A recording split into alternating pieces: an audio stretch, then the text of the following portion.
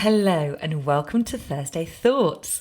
Thursday Thoughts? What on earth are they, I hear you ask? Well, my friend Lucy and I meet every week over on Instagram to talk all things personal growth because she is as obsessed with it as I am. And we decided that we might as well put those conversations out as a weekly podcast. So now you can listen to us chat here on Apple Podcasts or Spotify or wherever you listen to your podcasts. And we'll be talking about topics such as spirituality, limiting beliefs, the ego, imposter syndrome, gratitude, meditation, confidence, and so much more. So if you're ready, here we go. So today we are talking about visualization, which is a topic I think both of us love. Shall I start, or do you Yes, want you go. to? You kick us off. Okay, so I'm gonna start with a quote by a guy called David Cameron Gikandi, who says, "Life is images of the mind expressed." And I absolutely love this because when you think about it, everything starts as a vision in our mind. You know, anything that gets made, anything gets created starts off in our mind. And there are so many people who talk about this and say, you know, the importance of, oh my God, Johnny is literally like meowing next to me. Sorry, I just put him on my lap. Hello. He's just literally appeared. All right. Can you hear the meowing? I'm sorry about that. So basically, there are so many reasons for visualizing the things that you want, not least because there is scientific evidence that shows, you know, it just all goes back to the power of our mind. That I think we've all heard about the power of our mind, but do we actually take it seriously? And the thing is that when we visualize the things that we want on a regular basis, not once a week, not once a month, but preferably every single day, it does a variety of things. One of which is that it just familiarizes our brain with the things that we want, which means that when we get familiar with something, we're far more likely to basically take note of opportunities and people and circumstances, and we're more likely to take the actions towards the things that we want. And also, you know, you and I have talked about sort of goals and like creating a vision for your future. And it all starts really with, first of all, working out what exactly it is that you want. We need to know what we want. And so many of us kind of live our lives not really thinking about where we're going. So it really needs to start with an image of where you're going, of what you want your life to look like, of, you know, what are your desires? Where do you want to be? How do you want your days to look? And, you know, you can visualize just for 10 minutes a day, 5 or 10 minutes a day. But when you do that consistently over and over again for an extended period of time, you just become so familiar with the things that you want that they become the norm. And also it's all to do with the reticular activating system, which you and I have talked about before, which is super important because our brains filter out most of the information, most of the kind of stimuli that is coming to us at any given second. Our brain filters out everything that isn't what we're familiar with. So visualization can just be an incredibly important and incredibly powerful tool to move forward towards the things that we want. And also there have been incredible studies done that show how people like, I mean, you know, I think Muhammad Ali was one of the famous ones who used visualization. There are so many sports people who will visualize themselves, you know, scoring the goal or whatever it is. It's, you know, many people use it. Many sort of celebrity, well-known people use visualization, and, you know, because it works. So maybe we can just talk about our own kind of visualization practices. I don't think I've given a particularly good explanation of it. Is there anything that you want to add, Polly, before we sort of go into what we do ourselves? Yeah, so because it's funny because I've always thought that I've been really bad at visualizing. I'm not very visual. I'm much more of a feeling kind of person. So Yeah. when someone says, "Can you visualize?" sometimes I find that really difficult to do, is to kind of get that really crystal clear picture. Whereas I know some people are really visual people and they can just be there. They can be somewhere different. They can just see all the colors. They can see it all in front of them. But what I have realized is that actually, even when you think that you're not a visual person, you still visualize, because you still dream, you still you are a if I say to you, can you imagine going through your front door, you probably can see the color of your front door, you probably can do it. So for me, when I visualize, actually, I do try and visualize, but it's more of a feeling, it's more of an Yeah. embodiment than just sort of seeing. It's a real sense of whatever it is. And I think that's really important to remember. It's kind of like, Mm. you don't have to necessarily really be able to see everything. You've just got to feel it and imagine that you're there. And when you're doing that, you're really activating those new neural pathways, and that's Yeah. what you're doing in your brain. It's like, it's creating that little narrow pathway, and then it's kind of, the more and more you do it, you are widening that pathway, so it becomes a track, and then it becomes a track, and then it becomes a road. And each time you visualize, you're just getting those neural pathways wider and stronger and more trodden, Yeah. so that you just know what to expect. And so when that happens, you can then start to align your actions with that vision with so much more ease, Yeah. because Yeah. as you said, you know what to expect, you know what's coming. It almost feels so familiar. Yeah. It's not Exactly. like treading that path for the first time. And I think it was Michael Phelps, the swimmer, who won huge amount of gold medals. He was a massive visualizer. And I did read a story about him somewhere, that he visualized, and he visualized not just everything going right, but he also visualized and mentally rehearsed all of the things that could have possibly go wrong when he was competing in the Olympics and all these in the World Champions. And so that he was absolutely mentally ready and prepared for every single eventuality.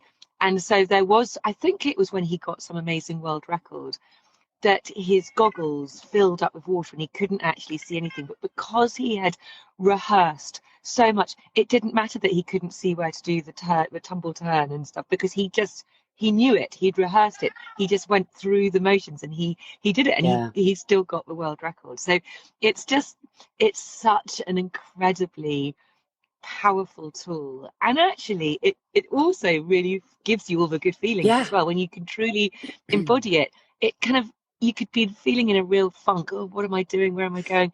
But I know. So I tell you how I do mine is, I my usual little routine is, I'll do some breath work, which sort of gets me ready into a sort of a more meditative state.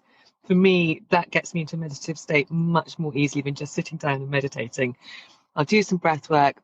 I'll kind of go into a bit of a meditation, and I will do it at the end of that, because my body is primed and ready and chilled and relaxed for the visualization. And I really just try and Yeah.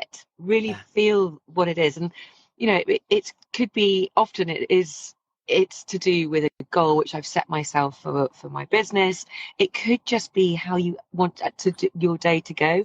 Often in my breathwork, just breathe sessions, at the end, I'll always say, set yourself an intention. How do you want the day to go? What would make today a truly great day?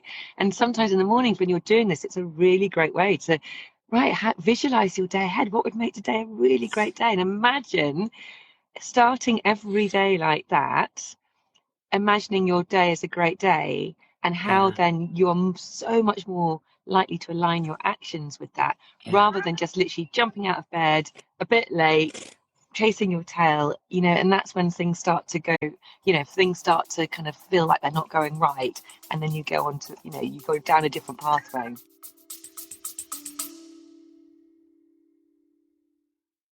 A very quick break to ask you to hit the follow or subscribe button if you haven't already. And if you're enjoying this episode, I'd be super grateful if you could hit those stars and rate it too. Thank you. Totally. I completely agree with that, because it's the same. I do the same with when I visualize. I do it exactly the same way that you do. I normally most days I'll start with a bit of breath work, and then I'll go into a meditation. And the same as you, that is when I will start doing my visualizations. And I have certain things that I've been visualizing for, months and months. And And like you said, when you visualize where you want your life to go, first thing in the morning, you are kind of killing so many birds with one stone, because you're keeping connected with the vision of your future, which is really important. You're also raising your vibration, which we've talked about so many times, which is also really important. And when you do that, when you sort of start your day before you've done anything else, when you've kind of done your visualization before anything else, it puts you in it, it makes you feel excited about where you're going. And the more and more you do it, I find that the more and more you do it, rather than it feeling like, well, how ridiculous that I'm visualizing Jennifer Aniston on my podcast, which, by the way, is one of the things that I visualize more than anything. I will literally visualize her on my Zoom screen. So I'll have us, because whenever I do an interview, I do it on Zoom. There's, I'm always on the right, they're always on the left. I imagine her on the left-hand side of my Zoom screen. I imagine saying, Jennifer Aniston, thank you so much for joining me, and a very warm welcome to Spinstead Reimagine. I can't believe you're here. Literally, I'll do that over and over again. And the crazy thing is that rather than it becoming more and more absurd, it actually becomes more and more inevitable in my own mind that that's going to happen. And again, going back to when you visualize something regularly, you are so much more likely to be available for any kind of opportunities or any kind of synchronicities or anything that is going to help you take the actions to get to wherever it is you want to go. But also, just going back to what you said about some people finding it really difficult to visualize, and I am absolutely one of those people.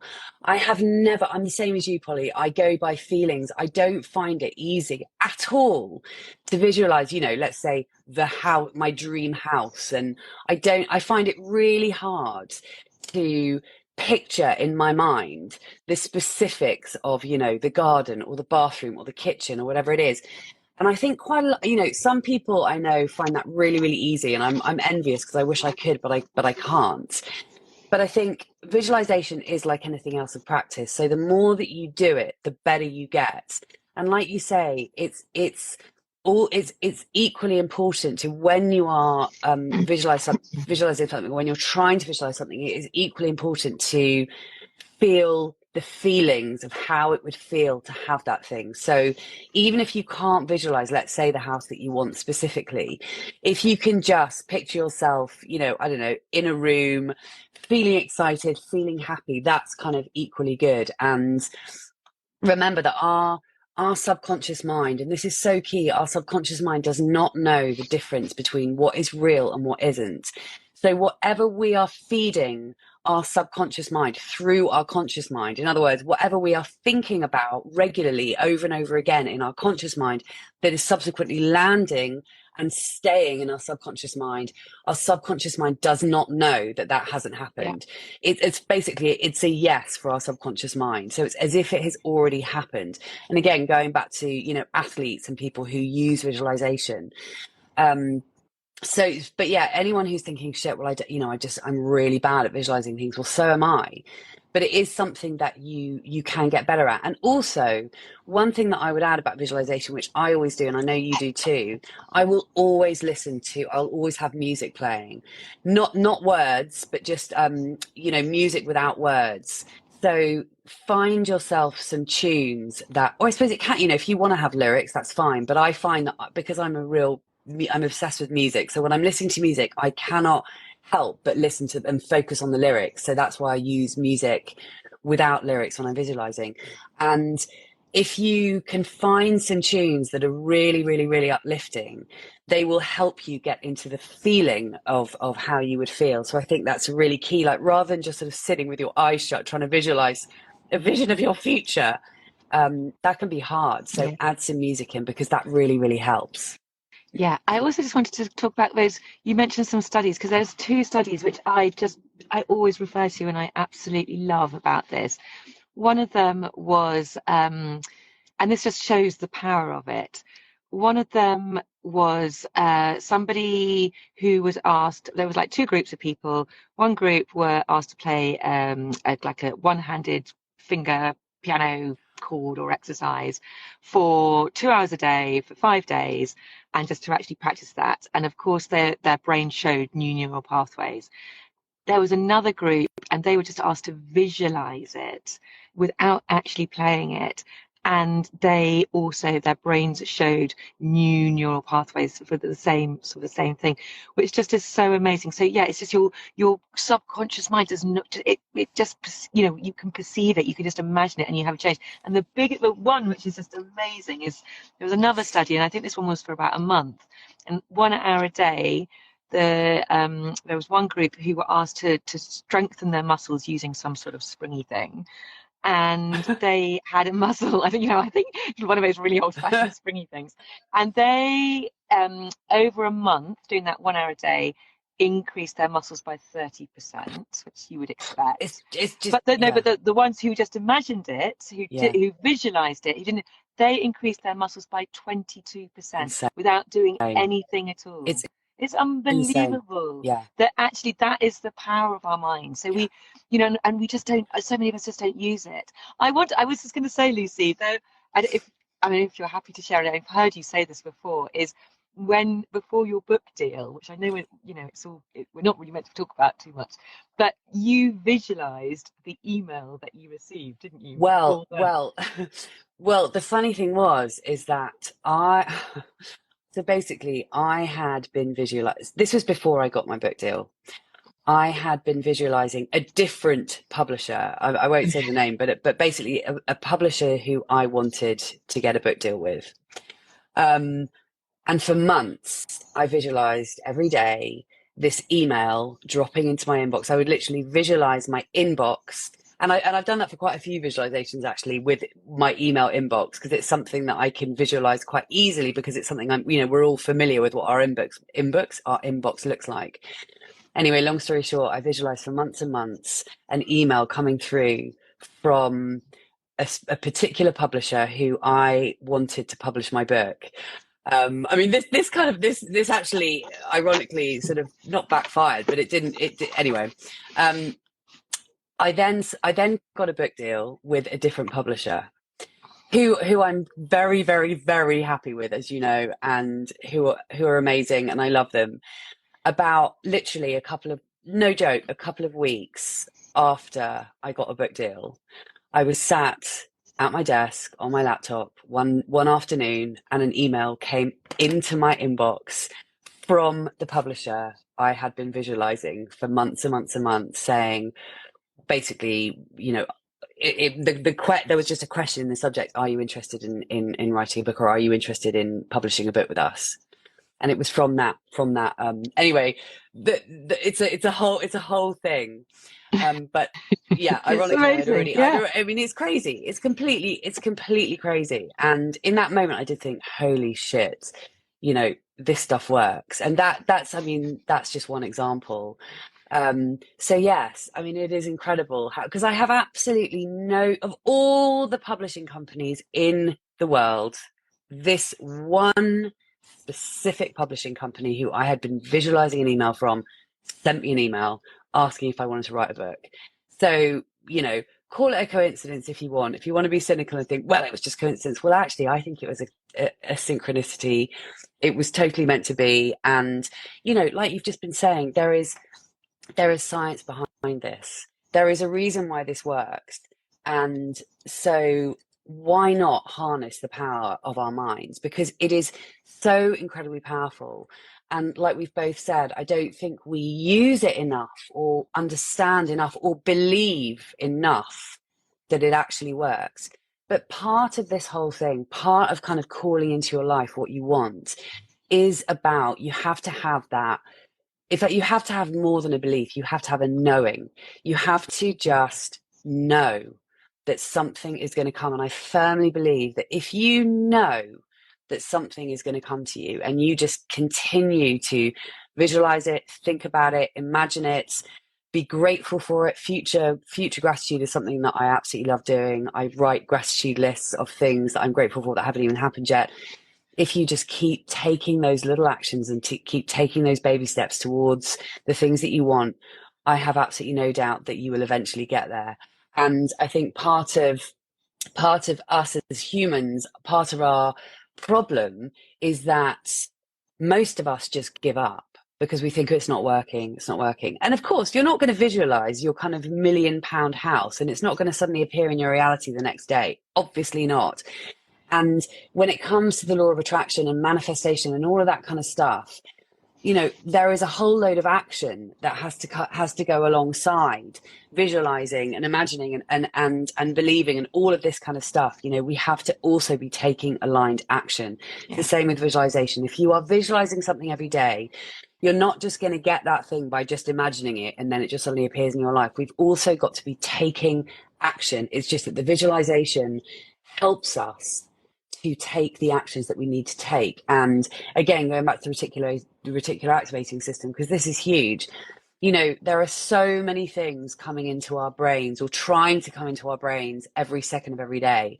And what our brains do is they sort out the things that are relevant to us. So, and that is what then means that we're gonna, if we're visualizing this particular thing that we want, say it's a book deal, if we're visualizing that, then our brain becomes really, really familiar with that. So it is going to look for opportunities and people and things that are going to help us get there. Yeah. So it's a whole thing. And ultimately, that's going to just really build our confidence. It's when we visualize, it's really helping us to be the person who is going to reach that goal, rather than being filled with the doubt, all the worry and the doubt and the fear and like, am I good enough? Can I do it? When you visualize, and it is, you know, we're making it sound like it's really easy. It's not. I find this hard. I do too. And it's a real practice. It really is a practice. But what I do know is that when I visualize, I come away feeling so much more confident with myself and my abilities. I become more of the person who is likely to reach those goals, as opposed to the person who's constantly doubting them. You know, and I am often that person doubting myself.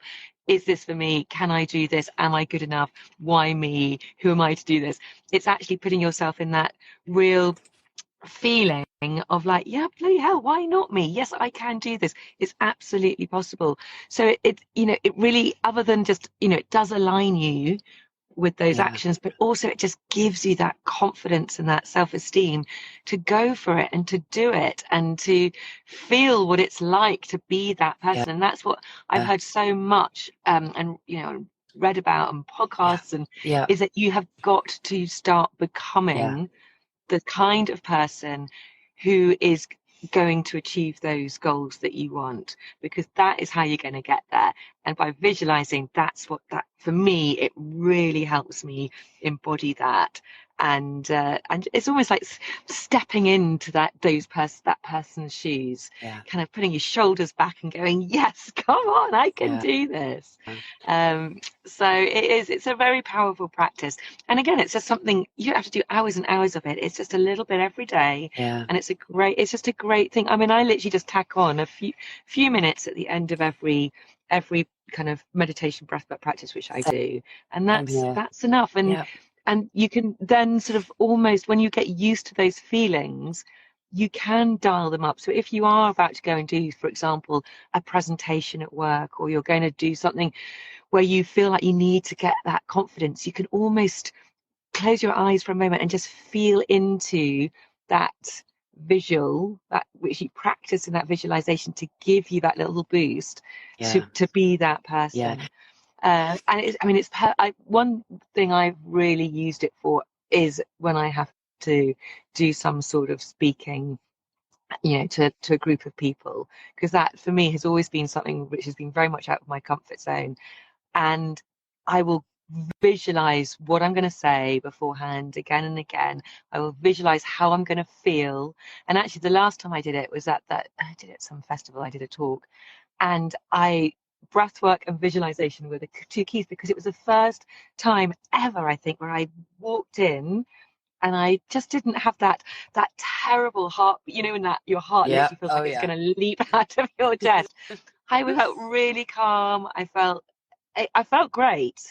And that was, I think, because I had practiced it and practiced it again in my mind, and it made all the difference. Totally. You know, it's funny, even having this conversation, I can feel myself it makes you just feel excited, because when you think about the things that you, and I use the word desire instead of the word want, because one thing that's really important when it comes to thinking about the things that we want is the energy that we want to be putting out there has to be an energy of desire rather than an energy of want, because want equals lack. When we want something, it means that we don't have it. And actually we want to be focusing on the fact that we know that it's on its way to us, so we don't need to want it because we know that it's coming. We just have to put out that energy of like gratitude, and we desire it, but we know it's on its way. And one thing I wanted to add, Polly, you were talking about books and podcasts, and I also wanted to say that both of us, you and I, have both read so many books, listened to so many podcasts, so many interviews. People have been talking about visualization and the power of visualization for decades and centuries. It's not a new thing. It's not a random woo-woo thing that people have suddenly started talking about. It's something that has been talked about for years and years and years and years. And there are so many people who, so many books I've read who have talked about this idea that everything starts in the mind. And if you just kind of live with that thought in mind, and again, going back to the quote that I started this conversation with, life is images of the mind expressed. So we have to hold that vision of the things that we desire. We have to hold it in our mind before we see it in our reality. And also, like, visualization, it's, although it can be hard, and again, adding to what you said just now, which is that you find it really hard, I also find it really hard, but it is a practice, and it is something that gets easier and easier. But it's a fun thing to do. It's not, don't allow it to be like, oh my God, I've got to visualize. No, you get to visualize, and also, how many of us spend any time in a day thinking about, getting still, getting quiet, and thinking about the things that we actually want? It's a great thing to do. It's a fun thing to do. It's meant to make us feel good. It's meant to make us feel excited.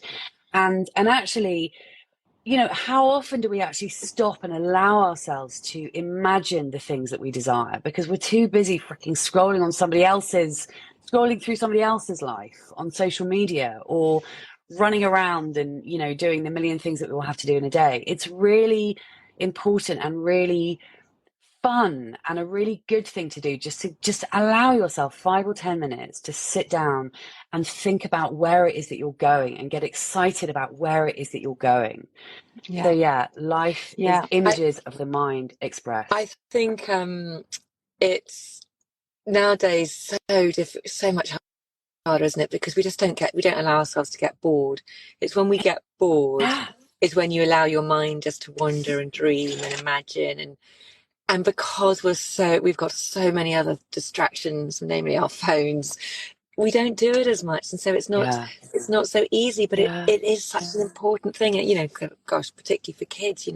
When we get bored, that's when it sparks our creative juices and our imagination, and that really, it allows us to really go into other worlds and places. So it is important just to give yourself some time to allocate that time, because it's not going to happen on its own. To allocate some time where you can, it's almost just like mind wandering, isn't it? But mind wandering in the direction of where you want to focus your attention, because where your attention goes is where your energy where your energy goes. I got it all wrong. No. Well, some people say energy goes. That's I think you can say it either way around. You hear people say it both ways, like where your energy goes, your attention flows, or where your attention goes, your energy flows. I think it's the same. Yeah, exactly. But you're so right. We want to get back to daydreaming, basically. And like you so rightly say, we never allow ourselves to get bored anymore, because we always have our freaking phones at hand to make sure that we don't get bored but it's not a good thing. We want to allow ourselves, like, how often do we just sit and stare into space and just daydream? That's what we want to do. So step away from the phone, sit down, close your eyes, put on some amazing uplifting, but like a movie soundtrack or something that's really uplifting music, but without words, and just allow yourself to daydream. Yeah. Like back in the old days when you and I were girls. We were just a girl. Well, it's 9:30, baby. Yes, right. I got to go back on the road. Oh, well, look, safe journey, love. Thanks. Yeah, I got to go there And pack up the car and turn around again and come back. Well, actually, we'll have lunch and then turn around and come back home. So, well, look, have a good journey. thank And you. we're going to be back here on Thursday, aren't we? Because we're doing a couple of extra a couple of extra of these sessions because you're away for a couple of weeks in July. So we're going to be back here on, is it the 13th? Thursday, 9 o'clock. Yeah, exactly. Thursday, 9 o'clock. So I'll see you then. Great. Thanks everybody for listening. See you later, babe. Take care. Lots of love. Bye. Bye. Bye.